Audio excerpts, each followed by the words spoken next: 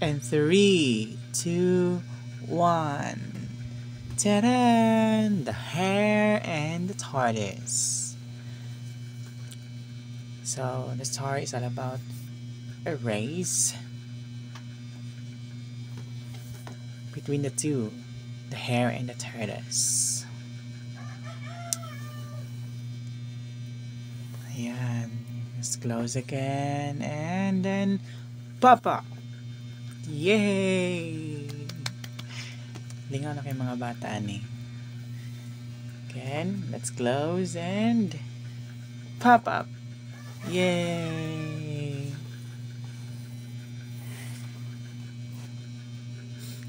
Tawag katawa si ko ano? Si hare. Kay tortoise kay hinay do kay mudagan si tortoise. But naghinay basta kanunay. Si hare hambugiro kayo. Kay sa ilang lugar kinakadlokan na siya. Kaya siyang pinakapaspas mong dagan. Huwag siya dahil makapildi sa iya. But here comes a time nga gi-challenge siya ni tortoise para makipag-race sa ilang paglumba. Kani si hare kita niya si tortoise layo pa kaayo.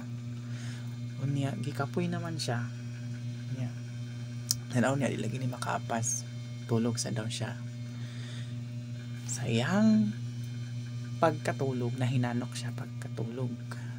Karon si tortoise gilab yan ra siya. Pag-abot sa unahan diha pa nakamata si hare. Malayo na kayo si tortoise. Paingon na siya sa finish line. Pwede niyang dagan gigukod niyang taman. Unfortunately, wala giniya na apsan og nadaog si tortoise. So, in life, dili gina siya papaspasay. Basta makasurvive lang ka ug mo padayon ka. Man magsalig.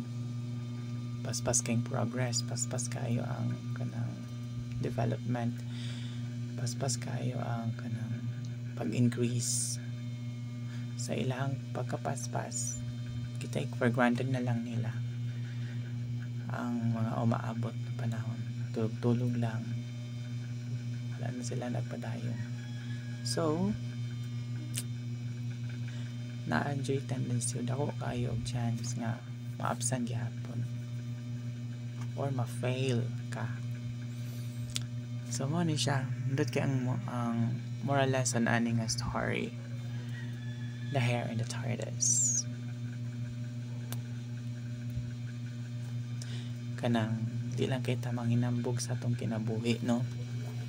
Kung sa atong naabot, kung sa atong kaya, because